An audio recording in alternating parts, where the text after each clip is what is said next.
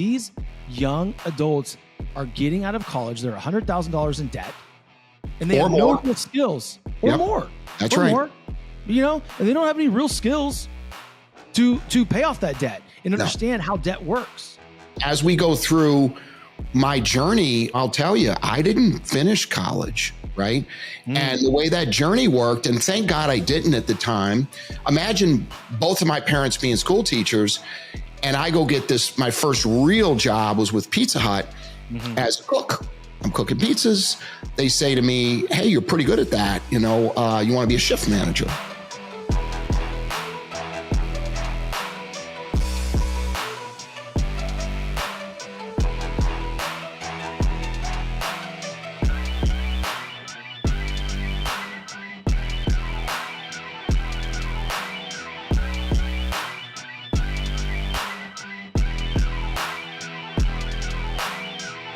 This guy went from a Pizza Hut manager to a multi-billion-dollar CEO. I have with me today an icon, a husband, a father, and a car tycoon, Todd Skelton. Welcome to the show, my man. Dude, it sounds so much better when you say it. I love it. It's a great intro. Hey, man, you wrote it, dude. That's your life. It's so funny. We always talk about that, though, right? Yeah. Is that guy talking about me? But yeah, man. So happy and grateful to have you on the show today. We've had this schedule for a couple of weeks, and like every day I'm looking at my planner, I'm like, is it Wednesday yet? Like, let's go have this guy on. So, man, just tell the audience a little bit about yourself. Yeah, I think the story really is, there's a couple of pages to the story that are really meaningful to a general listener, and one is, it's that giant, from Pizza Hut manager to multi-billion-dollar CEO, but it's the pieces obviously in between that matter. And the things that I'm trying to do to give back now, like tutoring kids that are, on their way to college or vocational schools, or whatever is better for them. And that's kind of the key in what we do. And it's the life lessons. It's interesting. I was thinking this morning, I'm into a lot of audiobooks now, right? And during my tenure at AutoNation for 27 years as an executive, I could probably count on one hand the amount of books I read. And I don't really know why. I mean, everybody said to be successful, you need to read books. But now as I'm beginning to really get into these books, I'm learning that many of the things that I happen to potentially fall into were the things that got me to the CEO job. And if I can take the stuff that I now know is what worked and teach it to somebody else, because if any one of these turns had gone a different direction, I wouldn't have what I have. I mean, it's just, there's not luck. I'm not going to call it luck. A lot of it's determination and hard work, but there's definitely is timing involved, right? And I wasn't managing that timing. It still worked. I made it through, but I could teach other people how to not have to navigate that by just some simple lessons. So it's good stuff, man. I love doing this stuff. I love telling the story, and I'm glad to do it. No, man, it's great stuff. And like I said, I'm more than happy to have you on here today for you to share a little bit about that, because, you said something very, very key.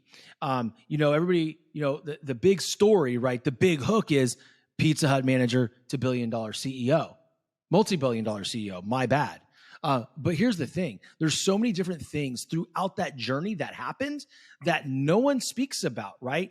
And I feel as though there's a lot of things, and social media is bad for this. Everybody talks about, I want to get from A to Z as quickly as possible, right? I want to have a 7-figure business, an 8-figure, 9-figure, 10-figure business. And what I'm hearing you say, there was a lot of things that were involved along the way that no one really knows about. So what I'd like to do right now is I'd like to have you share some of those things, shed some light on some of my listeners, because I feel as though they could really benefit off that.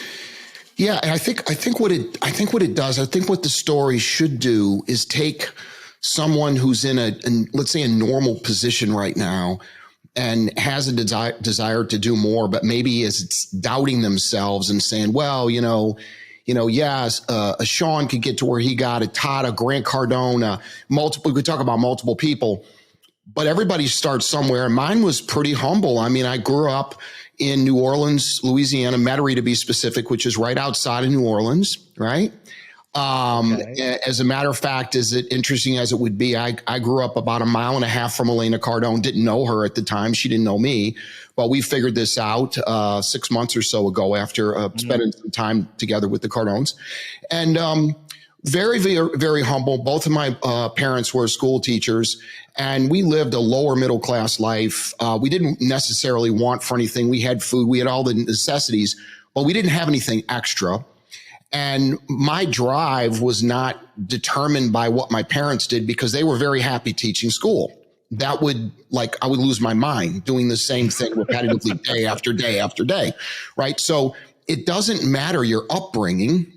That isn't key. It's what you do with it. So I think the first lesson is, if you're the type of person who at 14 or 15 or 16 or whatever age was out there trying to mow lawns or deliver newspapers or work.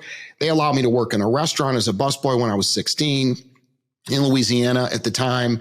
I did that. I rode my moped to work. Probably should have been killed somewhere along the way. I don't know.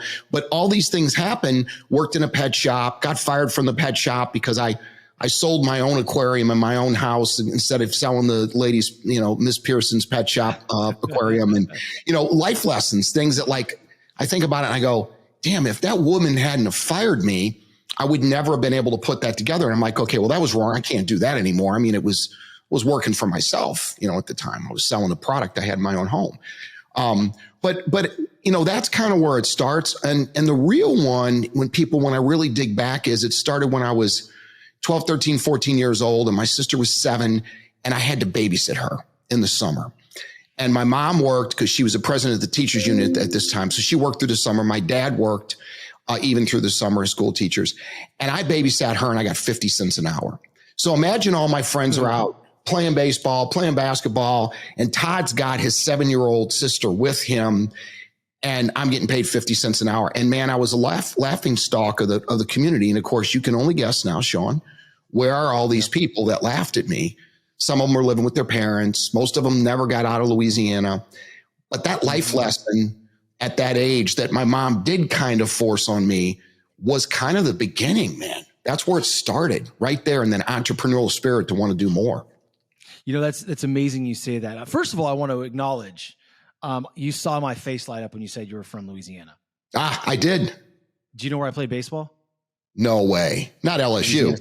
I sure did. I sure did, brother. I sure did. So when you say Metairie, man, I know all about Metairie. I know all about the culture. When you're saying you probably should have been killed along the way, I know what you're talking about. I have context.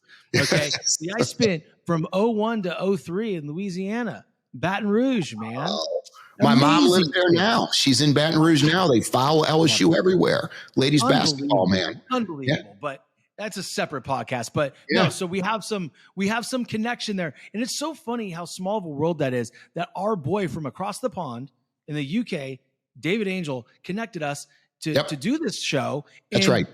And I was actually living probably where you were at one time. Yeah. And that's just it's amazing how the world works that way, but I want to point something out, which is really special, because I don't know if people will catch on to this, right? But you talked about entrepreneurial spirit, right? You got fired at an early age for having that amazing entrepreneurial spirit. Yeah. And, listen, I'm not here to beat up on corporations or corporate America. I think corporate America is great, right? But the one thing that corporate America and even small business does is they don't like that entrepreneurial mind. Right. It's like, wait a second, man, because it almost scares them, right? It's because I don't think they truly understand people like you and I. They don't. You're like, dude, you sold your own. You're like, wait a second, this person right here wants wants a fish tank. The fish tank at this pet shop probably isn't what they need, but I have one. Well, worse than that, Shawn, she didn't have it.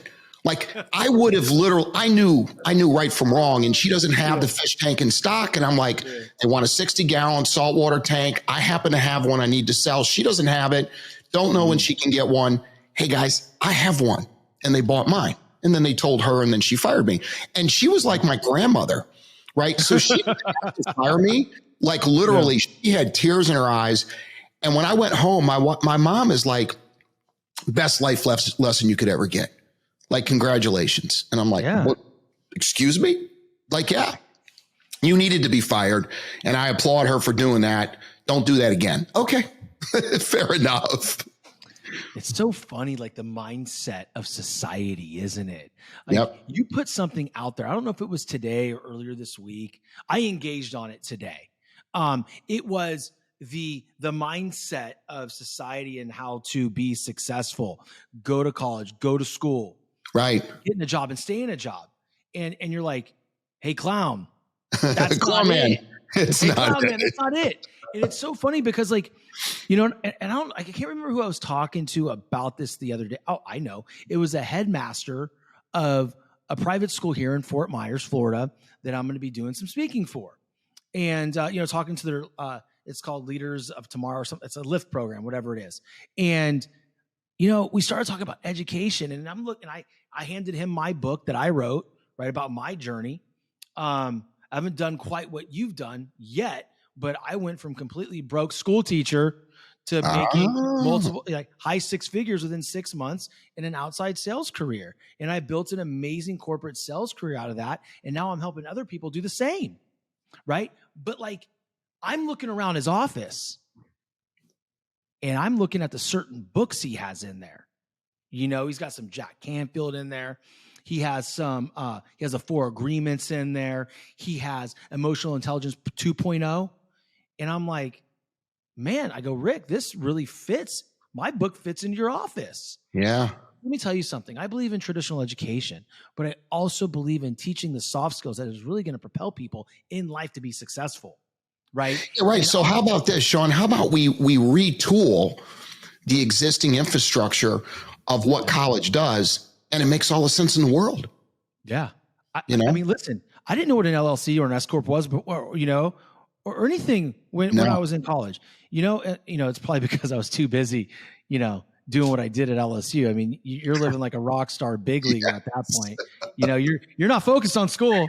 No, you're not, man. It is a world, dude. It is a world that I can't even believe that exists.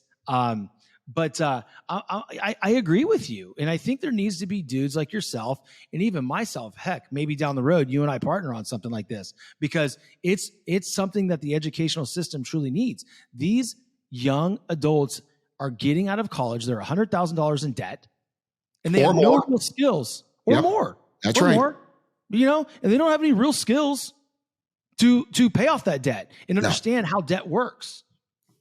No, but it's what they know. It's what they know. It's what they've been taught. And that's where, you know, it's a little parody, but with the, you know, rich dad, poor dad type of thing. But it's true. And look, I guess the real comment in that should have been, you know, college might not be the best option. Mm-hmm. It could be. And, you know, listen, as we go through my journey, you know, I'll tell you, I didn't finish college. Right. And the way that journey worked, and thank God I didn't at the time. Imagine both of my parents being school teachers, and I go get this. My first real job was with Pizza Hut as a cook. I'm cooking pizzas. They say to me, hey, you're pretty good at that. You know, you want to be a shift manager? Oh, okay. I'll be a shift manager. I'm still in high school at the time. Do you want to be an assistant manager? I do want to be an assistant manager. And I don't remember what the pay was. It didn't really matter. It was a lot for somebody who was a leader. You're making money. Yeah. So then it comes time for college, and I go to UNO, University of New Orleans. Sure. And they come to me within the first month of me going to college, they come to me and they go, hey, you're a young dude. You could be our youngest Pizza Hut manager ever. I said, wow, man, that's cool. Like, great. What's not to like? Let's go.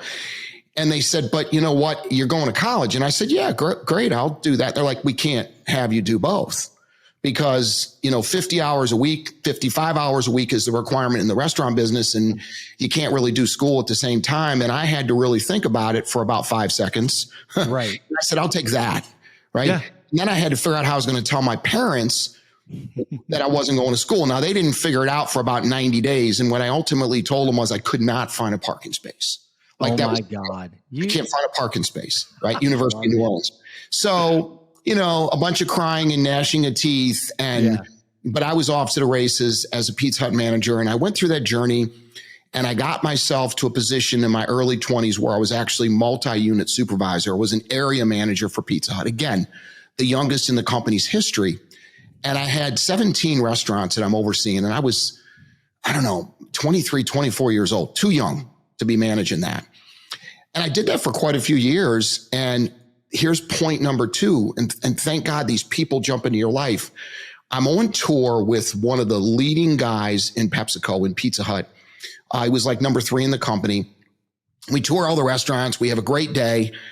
Chris Wood's his name. And he says, I said, hey man, great day. And I was up for a promotion to a district manager. Like I'm going to have the next big job. Right. Cool. He says, hey man, listen, great day. Restaurants are in great shape. People are good.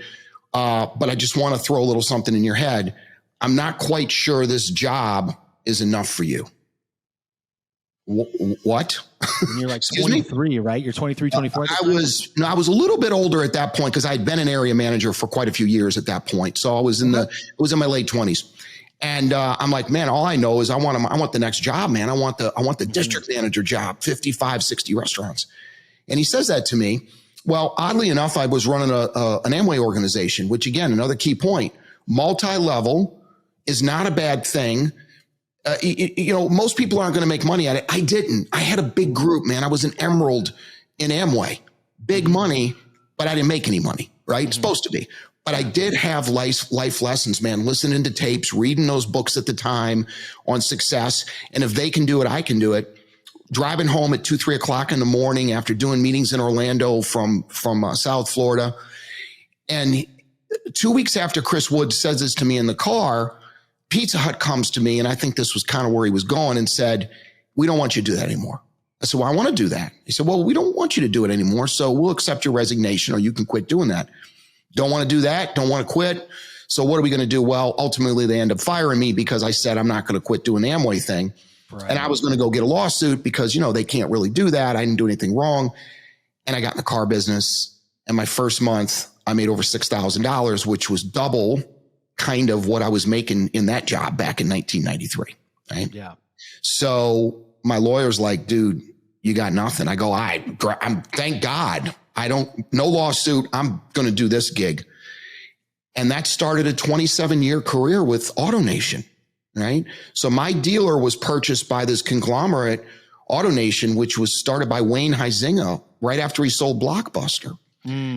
And I became one of the first employees of this big AutoNation, which is the largest auto retailer in the country. And I think the lesson in there, Shawn, is I spent all those years going to the next level and the next level and the next level. I started selling cars. I was a finance manager. Went from finance manager to sales manager, and I took a pay cut of 50%. 50%. But I knew that if I didn't go to a sales manager job, I'd never get to be a general manager. So I had enough foresight to go, you know what? I'm killing it in finance. And I asked myself 2 questions. Can you get to be a general manager as a finance manager? No. Okay. Do you love being a finance manager? No. I don't love it. I'm in a little box talking to people one-on-one. I want to lead. You're like the most hated person in the dealership. Hey, exactly. And like, I was good at it. Dude, I was good. And that's why I made so much money. And they're like, well, pay on the desk because this desk manager is this and it's half. And I said, okay, 2 years took me to get back to where I was. But you know what? If I hadn't done it, I'd be sitting in a finance job, maybe, who knows? I never would have got there. So that's a life lesson to people is sometimes you have to go backwards to go forwards. You got to do it if that's the program and if you really want what you want. And all I wanted to be was a general manager. That's all I could see. Let me be a general manager. I got to that job about 6 or 7 years later, and then I became a multi-unit manager with AutoNation, and I had again 17, 18 now car dealerships under my belt, and I did that job for 15 years.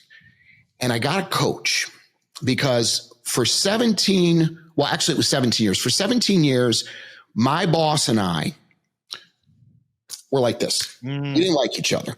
I was assigned to him in this new market president job, and he was my boss in that job as a COO. We never got along. Finally, after 15 years of suffering, I said, you know what? I want an executive coach. Here's a life lesson. Everybody needs a coach. Now, I wanted a coach because I wanted to figure out how to deal with this cat, because I wanted to have a job like his, which were there only 2 in the company. But the only way I was going to get that is to get along with him. So I get the coach. Coach comes in. They pay this guy like $35,000 to coach me.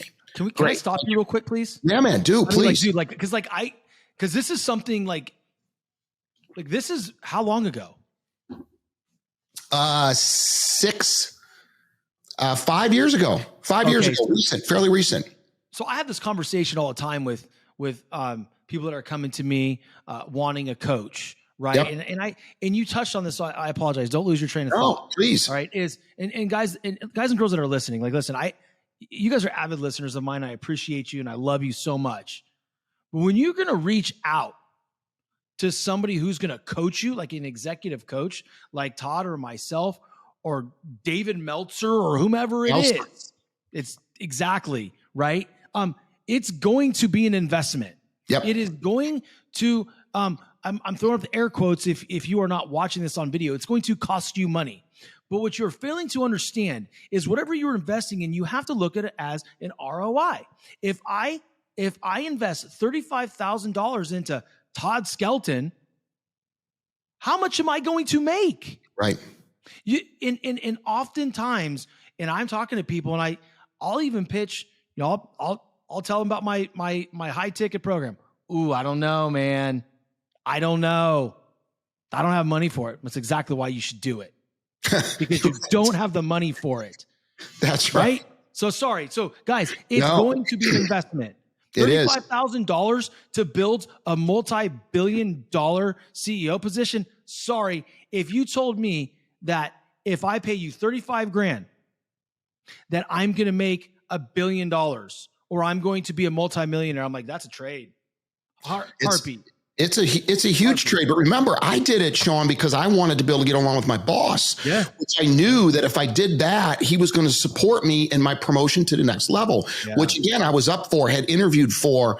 The CEO of the company knew me well. I was top 2 or 3 in the company in my position. There were 16 of us in the company, right? Of a $22 billion company. So this coach comes in. He lays everything on the table. He goes, look, the good news is I know your boss because my partner coached him in a similar coaching session. So I know who he is and I know his personality, and we're going to figure this out, man. We're going to fix this relationship. And remember, this is stuff that we sign like an NDA on that says that like they're not going to share our conversations with the company, right? So it's very, very confidential. Great. I feel fully comfortable. So we work through this and we spend days together. And he says, next time that guy sends you an email that you know there's no end to, that's going to be positive, send it to me. Let's work on it. So the first couple emails that came in, the typical email that this guy sent me, which didn't matter how I responded, he was going to give me this stupid negative response.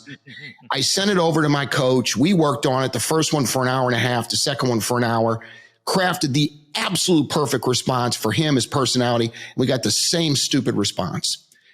3 months into the program with this coach, the coach calls me and said, brother, I'm on a 6-month program with you, but I got some bad news. I said, what's up? He goes, I can't coach you anymore. I said, well, what did I do? He goes, no, you're not the problem. It's your boss. Like, you're not the issue. I can't fix it. Yes, I can tweak you 20% because you've got some issues, but you're good, man. It's him. So I'm just going to tell the company that we're going to end the relationship right now and be done. And I said, oh, okay. Well, a couple months later, I left. June of 2019, I left because I had an ex-AutoNation executive who had left the company years prior call me out of the blue and say, hey, man, I got this amazing opportunity for a CEO job up in Boston. Okay. And I'd like you to be my CEO. And this is the day after I left AutoNation. I get this call. Now, the truth was I was going to take a job in Texas with an upstanding car dealership group, replacing a guy by the name of Jim Press, who was like a rock star, ran Toyota for a bunch of years. He was the CEO of this company, and it didn't work, right? So they want to bring me in. Matt McClarthy wants to bring me in. I'm going to be that guy's replacement. This is a big deal in the auto industry. And it was a safe bet. I looked at homes down there. And this guy calls me and says, hey man, I want you to be my CEO. My wife says, hey, who was that? I go, nah, never mind. He gave me a pay plan over the phone, Shawn, in the first 5 minutes. First call. You're his guy. You're his guy. Dude, yeah. You're my guy. I'll pay you this and this. I'm like, wow. Okay. So get off the phone, tell my wife, now don't worry about it. 3 days later, he calls me back. He goes, you in or you out? I'm like, well, are you serious? He goes, yeah, get up here and meet me. I had almost accepted this job in Texas. So I go up there, I meet him. I'm like, wow, this is cold, man. This is Boston. Geez, I took my wife from South Florida to Maryland for AutoNation, and now I'm going to go from Maryland to Boston. Good Lord. Story short, we took that job up there. That job was laden with some issues. Our private equity owner was under investigation by the SEC for fraud. He raised a $1.8 billion in 7 funds, and auto was were 2 of the funds. And we were 62% of the money. And I was going to be the president and CEO of this group. And my buddy from the ex-executive was the board chair. He was retired. He didn't want to do the CEO job. He had nothing to do with it. He wanted me. So we go up there January 2020. COVID hits. So first, CEO's job is, oh my God, do we have any cash? Fortunately, I had a CFO, key point, that I had worked with in the past. So I was able to bring him in. So we didn't have to build this cultural relationship. We knew each other. That was helpful. Had a good team of people. They were just misdirected. We got it through COVID. We were crushing the business. And February 4th of 2021, so 13 months into my tenure, I'm at a board meeting. Now picture this. You've got the GPB is the name of the private equity company out of New York, right? Their folks are lying on this side of the table. My executives are on this side of the table. I'm at the head of the table. Next to me is supposed to be sitting David Gentile, who's the principal of GPB, right? The guy who's under investigation. He's going to get out of it. He's going to get out of it. He's going to settle. He doesn't show up for the board meeting, February 4th. I wait. I start the meeting at 9:20, 20 minutes late, figuring he'll show up.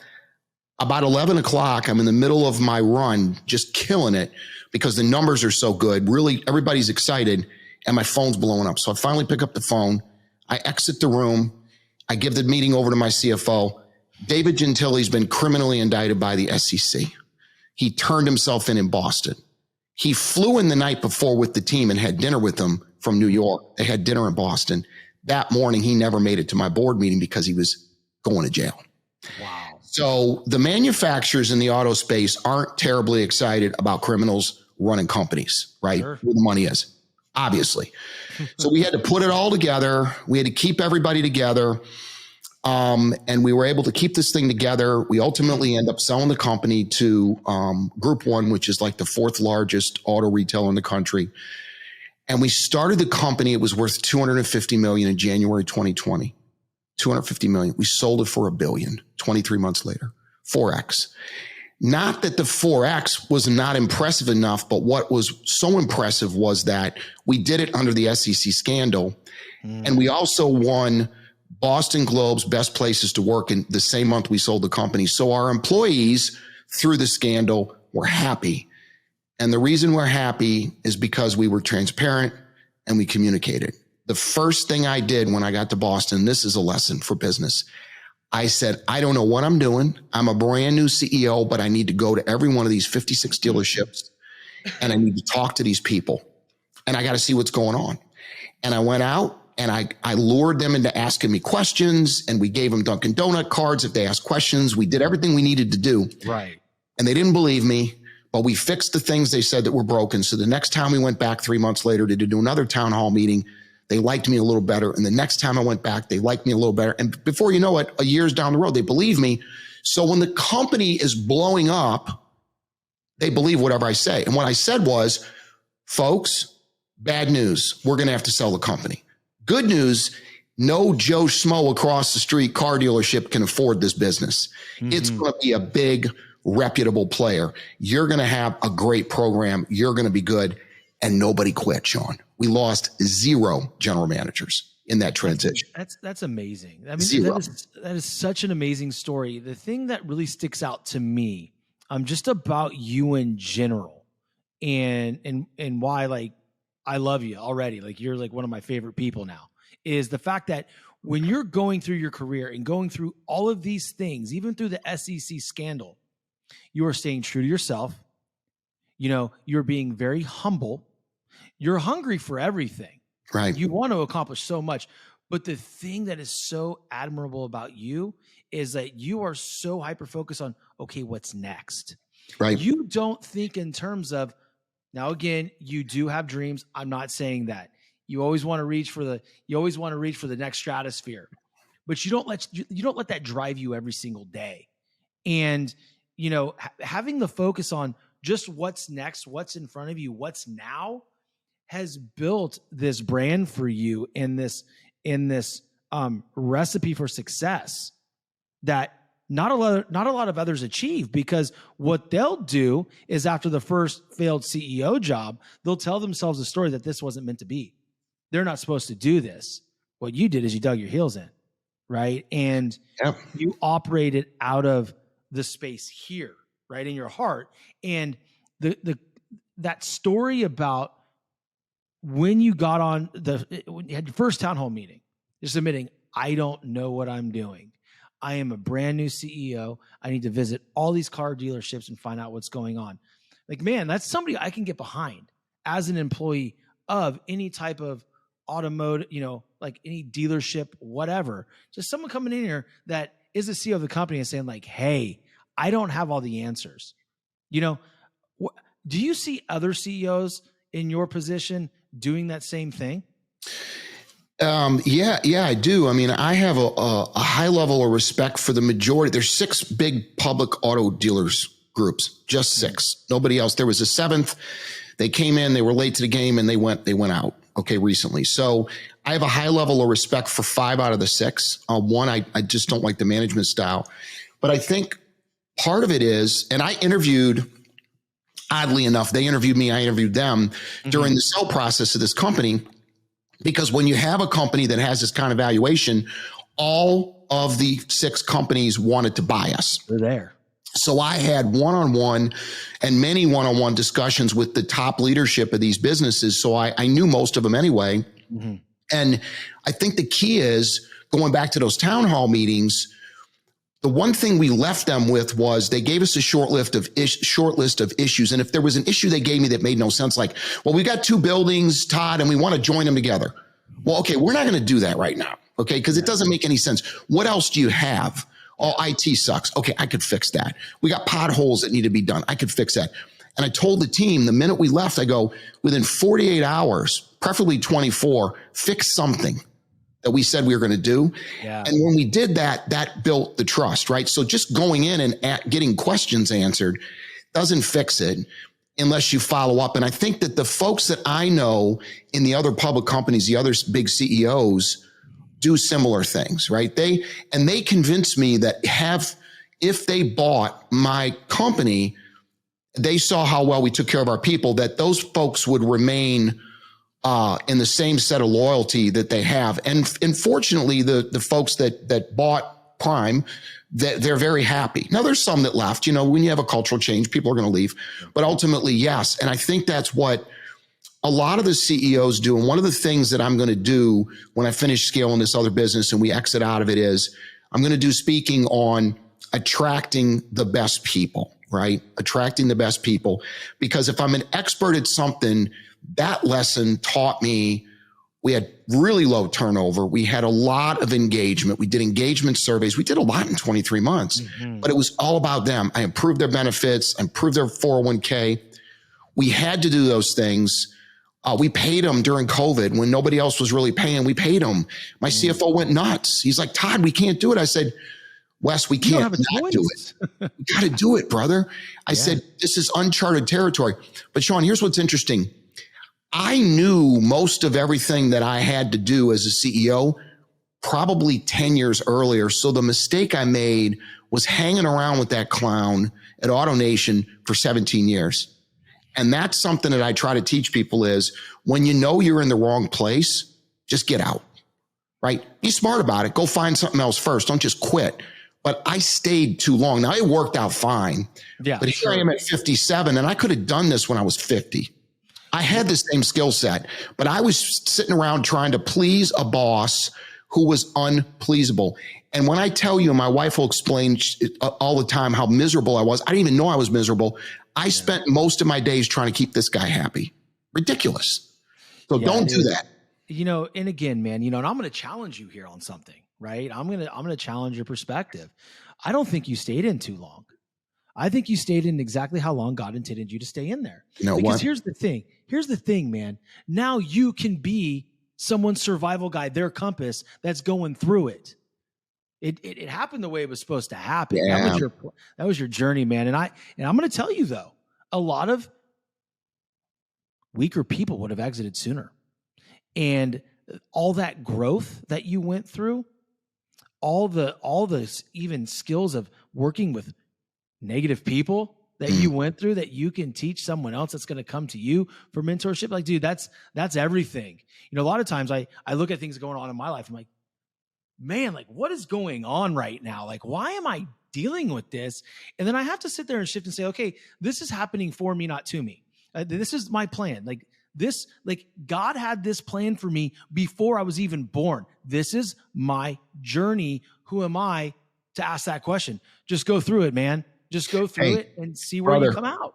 I got chills in my arms right now. Okay. Because just this morning, I was thinking about this same thing. We were in a clubhouse room and I was listening to some things and I was sharing a little bit here and there. But ultimately, this is something that my coach, we'll go back to a coach, Dave Meltzer, taught me. And granted, it doesn't take much, folks. I get 15 minutes every other week, and that's all I need. Plus, I have unlimited access to them if I need them for something else. And there's been many occasions where we've had quick phone calls where I've had something I needed to do. But primarily, it's a setup every 2 weeks for 15 minutes. But one of the first things he told me was, Todd, you got to get rid of the resistance. And I had a breakthrough. There's been multiple levels of breakthrough of understanding this resistance. But the final one was a couple of days ago when I started realizing what you just said. Things are happening to me. How'd you say it? Say it again. Things are happening for me, not for me, not to me. Right. Yeah. And the thought is I accept whatever's coming my way, because you know what? It always works out because it's exactly how God intended it to work out. And I've been able to lay at night and sit and pray and say, you know what? Thank you for this amazing exit that I'm going to have in this truck business. I already know it's done. It's finished. I knew before, like my CFO would say, don't tell those board members and don't tell the investors we're going to 4X this company. I go, I'm going to tell them that. Sure. But see, now I kind of understand why as you grow through this is because it's going to happen. And I'm just going to accept that energy now. And when we sit and people sit and they don't accept this, that's the resistance, and the resistance doesn't allow things to flow. And man, that will stifle you in a big kind of way. So I appreciate your comment on that. You're absolutely right. Yeah, man. And we all go through it, right? I mean, I'm gonna be straight up with you and everybody listening. Like the last 2-3 days for me, I've been in that resistance. Like I've been living in that energy, and it has been painful. I have been like physically and emotionally exhausted because of it. And quite literally about an hour before our recording, I snapped out of it. Wow. And it's like, wait a second. Look at everything that has happened in your life in the last year. And it took a phone call from a really good friend of mine to say like, hey man, what you got going on socials right now? I see a lot of coaches out there saying they want to coach people, but like, you're making me feel insecure about my work ethic. I'm like, huh? Like, what are you talking about? Like, he's like, dude, you've got everybody reposting calls that they're having with you. You have this group mastermind that you started, and you just had the idea like 2 days ago, and you got 12 people in it. I was like, well, it should be like 50, right? But he's like, no, dude, listen. He's like, and it snapped me out of it, because it's like, wait a second. I'm going to stop resisting what's going on right now. I'm going to enjoy it, because if I look back at a year ago, from today, do you know where my podcast was being recorded? In my car. Oh my. And wow. I ended up getting a really good guest named Larry Hagner from the Dad Edge podcast.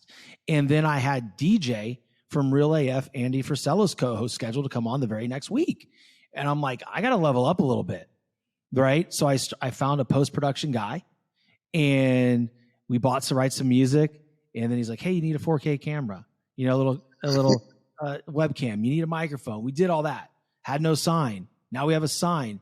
And so while I sit here in all this pain, I'm not really seeing what has transpired in my life the last year. I mean, things are happening to all of us for the good of us. And sometimes we need other people out there to sit there and grab us by the shoulders and shake us a little bit. Sometimes it's an executive coach like David Meltzer, and sometimes it's just your really good friend or your wife. Yeah, no, you're exactly right. And I'll go back and I'll put it right back to you. So the 12 that are in your deal are the 12 that are supposed to be there, right? 100%. It's not supposed to be 50. It's just not. Yeah. And, you know, we struggle with the dumbest things. I follow this philosophy that Cardone talks about. And I've actually done this before. He even said it. But so I go broke all the time because I put my money into assets. I learned this recently, and I put money in investments, and I probably go too far, and I get myself stressed out because it's like, okay, well, now let's just figure out how the regular flow is going to go here. And I got myself in one of those positions 3-4 days ago. And I'm like, okay, well, a guy with this kind of net worth and all shouldn't be worried about a few $1,000 here or there. Like, you shouldn't have to worry about that. But I did that to myself. But again, it was the right thing to do. And the timing was right. And I finally said, Shawn, you know what? Screw this resistance. It's always been fine. It's going to be fine. I don't know exactly how, but it's going to be fine. And sure enough, out of the blue, the guy that I'm a 62% equity owner in a hotel is like, bro, we're crushing it. And he just out of the blue yesterday sends me a distribution for the hotel. Boom. Just boom. There it is. And I'm like, dude, you're the best, you know? And he didn't know why. And I would have been fine, man. I would have been fine. It's not like I'm starving or, oh my God, we're going to go into bankruptcy. Nothing like that. It's everything's just relative. I get it. Yeah. All relative. I was living close to the edge. And it's about resistance. And when you can let it go, your life is so much better. And I'm learning this, man. I'm living this right now, like so recently. And I just know what's coming forward when we don't have to deal with the resistance. So I love it, man. I mean, I absolutely love it. And thank you so much for that. You know, and the reality is we just launched this 2 days ago. You know, there's still time. And, you know, so it's like, but you're right. The 12 people that have signed up, those are the 12 people that are supposed to be there right now. Yep. And that's a great lesson. Thank you. Because, you know, and I think that we all need reminders of that because, you know, we're all building something special in our lives for other people, right? Like, you know, you want more for your employees, right? In the businesses that you're involved in. I want more for the people that I coach, you know, and here again too, I'm also in corporate America still. I still have a highly successful sales career. You know, that's what's keeping everything afloat right now. And so that one day where I can look back and say, okay, this is it. It's time. But it's a plan. And so it's funny, C-Rock reached out to me this morning. He goes, hey, man, you're killing it. You're doing good. You know, also runs a successful podcast. What are you made of? And he said, you know, like, how's your list and how's this and how's that? I go, dude, I got all that. I got email lists and I got a giveaway that I'll just put up for your folks here about hiring great people and all that. But that's not my focus right now, man. My focus is the thing, right? And the thing is building and scaling a truck business, right? That we need to do and exiting that truck business and, you know, pulling down 40, 50 million bucks, man. And not just me, my executive team, everybody gets to win. The employees get to win. We all get to win. And my goal is that money is never, ever, ever a consideration for the rest of my life in the sense that I can just go out and give back and I can speak and I can do seminars, whatever. And I don't care if there's any monetary gain. Now there will be, but I don't care. Sure. It doesn't matter to me, man. And I just, I sense that you're the same type of person in that regard, because you can just feel the energy that you got people that just want to coach kids and want to coach executives and help people not have to make the same mistakes that we've done when they don't have to. No, I agree. I lead with my heart. I want more for people, right? I mean, you know, the reality is if people in my industry knew what I was charging for this mastermind, they'd look at me like I had two heads. But the reality is like, if I truly want to help people, am I not going to make it a finance, an investment that these individuals can actually execute on so they can grow their business. Like, you can't have it both ways. Right. You can't always go that 1% offer. Hey, it's 40 grand. That's what it is. You know, it might be something smaller. It might be an entry level, lower ticket type thing. And that's okay. I think there's too many people trying to capitalize on that one sale. It's like, do you want fast quarters or a slow dollar? You know, Gina, my wife Gina has an amazing female entrepreneur group called the Mom Link. And we hired Danelle Delgado, who's called the Millionaire Maker, and she's amazing at what she does as a coach to kind of scale a business model. And they scaled the business model up, and they said, okay, now you've got this huge community of women, 25,000-ish women that you've supported for a year plus. You know, how can we make this into something that's real, a real business? And they put a plan together, Shawn, to your point, and they were going to bring on 25 chapter presidents, and the fee was 10 grand, but then they get to share in revenue and all that kind of stuff. And they tested it. And about 3 weeks in, there were multiples of people that came and said, hey, I want to do it. I can't do it. I could do 5. It kept coming up 5. And I finally said to the ladies, I said, look, it's your business.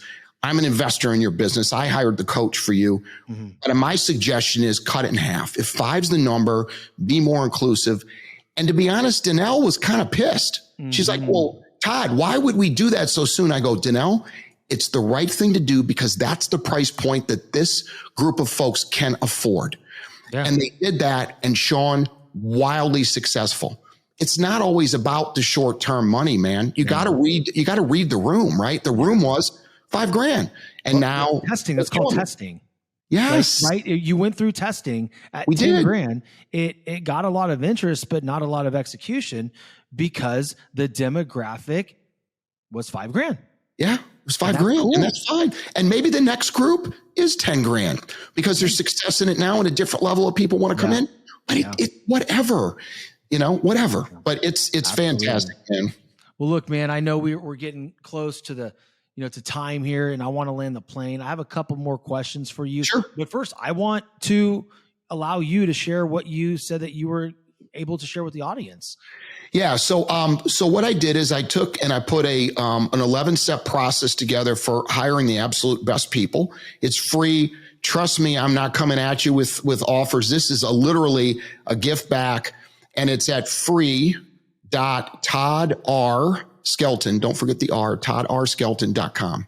And if you go there, yes, I'm going to collect your email address and such, but I promise you, we're not coming after you. I want you to have that guide. And I think that's what actually helped me. If there was one thing, that's the one thing that got me, got us the 4X lift in that business during that cycle. And so I think I can give that back. And then the second thing is, Todd Skelton, CEO on Instagram. That's my one platform I'm really trying to build now. Obviously, that works directly with Facebook, but we're working on IG right now. I've got a huge LinkedIn account at Todd Skelton as well, but I'm spending a lot of time on Instagram because I think it's the right place for what my message is. So followers there, fantastic. I try to put out a piece of content every day, and there'll be something in there that people will be able to grab something from. I got to get you on LinkedIn. We're not connected on LinkedIn yet. So man. Let's do that. Let's do it. No, he does put out some great content every single day, guys. Check him out. Again, can you say that link where we can get the 11? You said free. Free. Okay. Free dot. Free.ToddRSkelton.com. Yes, sir. Got it. Okay, cool. Because I'm going to make sure that I go there and get that free offer myself, because eventually I will be hiring some people into my company. I want to make sure I do it the right way. So cool. I'm going to take advice from the best. And don't worry, I'm going to have all this stuff in the notes here for you, for everybody that is listening that wants to go and find my boy Todd. So let me ask you 2 more questions, man. Sure. How can my audience, besides what you just said, best support you? That's it, man. That's it. Honestly, that's it. I just want to connect. Cool. Right now with folks so that I can give back in the future. That's all I'm looking for. But thank you, man. Love it. Love it. Absolutely love it. Last question before we let you roll onto your day. How can I best support you? Stay in touch, man. I think you and I are just starting a relationship here. I think there's a lot of things that you and I can do together. in the future. We're both in Florida, different coasts, but I'm in Delray Beach. You're in Fort Myers. Yes. Oh, dude, that's a quick drive, man. Nothing. It's funny because my wife, we'll come over and my wife will be like, all right, we're not leaving because that's where she wants to live in Delray. Well, we're here. So you come visit, man, anytime you want. But I think we stay in touch. And we got a lot of synergies, man. And I think that's how we build life. Yep. Absolutely. Well, you heard it here, guys. Pick up his free gift at free.toddskelton.com. Hit my boy up on LinkedIn and Instagram. He's building his Instagram. So go and support him in that. I'll have his handle in the show notes as well. If you got anything out of this show, as always, I'm going to ask you to share it to your social platforms. Tag me, tag Todd. I know I'm going to share it back to my socials. I'm sure he'll do the same. Absolutely. And, if you aren't already subscribed to this podcast and you're hearing it for the first time, please hit the button, follow the show, subscribe, right? And write a review. I love hearing what y'all have to say about the show. With that being said, guys, love you so much, and I'll talk to you next time. Be good.